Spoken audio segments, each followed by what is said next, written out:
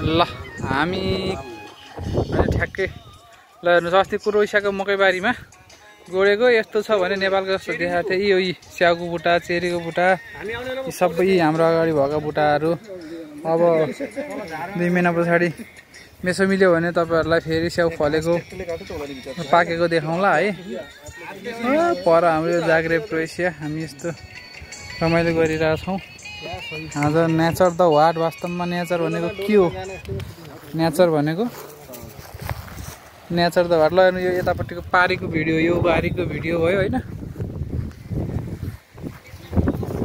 यो पारीको तपाईँहरूलाई म यता पारी देखाउँछु।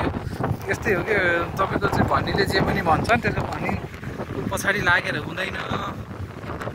ल यो यता पारीको भिडियो ल जङ्गलहरू हरियाली ल हेर्नुहोस् पर जङ्गल छ। परि डाँडो हाम्रो त आलीको डाँडो जस्तो डाँडो छ पारीको माथि त्यो चिलहरू उडिरहेछ। अझै हामी यता माथि जाने यो बाटोबाट अझै माथि कहाँ पुग्दो रहेछ झर्ने। हाम्रो पल्टन त्यहाँ छ अझै तलबाट आउँदै हुनुहुन्छ। एकदम हावा बहुत हावा उडाउला त हावा चलिरहेको छ। हामीले त्यो हिउँ पर्ने बेला यो ठाउँमा पुरै हिउँ टल्केको देख्ने कस्तो राम्रो होला भन्ने थियौँ है। हिउँले पुरै ढाकेर अहिले हामी यहाँ आउन पाउँदा बहुत खुसी लागेको छ। यहाँ पुरै घाँस काटेर गोडेको रहेछ घाँस काट्ने चाहिँ बिरुवाहरूले गोडेको भने जसलाई यहाँ फलेको रहेछ। ल स्याउलाई हेर्नु तपाईँहरूलाई म यो स्याउ फलेको छ बुटोमा यति सानो बुटो छ। मैले बुटो भेट्छु यो हातैले। यो स्याउ हो स्याउको दानो हो। हावाले हल्लायो अहिले यो यो यो यो यो सबै स्याउ हो। सबै स्याउ फलेको छ हेर्नुहोस्। ओ उडाउ उडाउ उडाउ यो स्याउको बुटो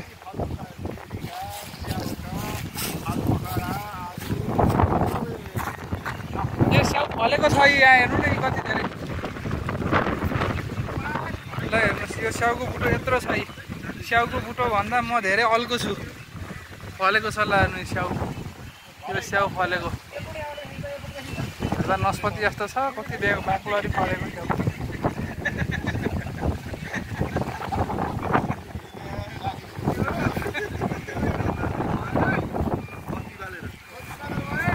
स्याउको बुटो यत्रैमा स्याउ पुरै फल्दो रहेछ।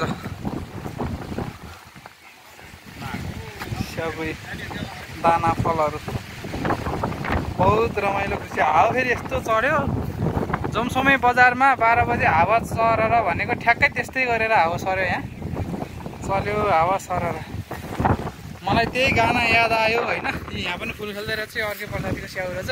यो अलि सानो छ फुल्दैछ। यता फुल्छ फुल्दैछ फल्दैछ लगभग फुलेर सकेर फल्ने भएको रहेछ। जमसोमै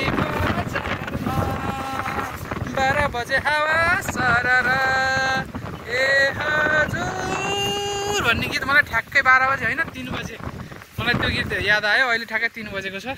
बहुत यहाँ स्याउ फलेको छ। ल हेर्नुहोस् ओ माई गड यस्तो प्रकृतिसँग त्यसै त नेचर द वाट भनेको रहन्छ क्या। हेर्नु ल हेर्नु यो स्याउको बुट्टा हामी भन्दा हामी यत्रै छ क्या स्याउको बुट्टा तर फलेको छ।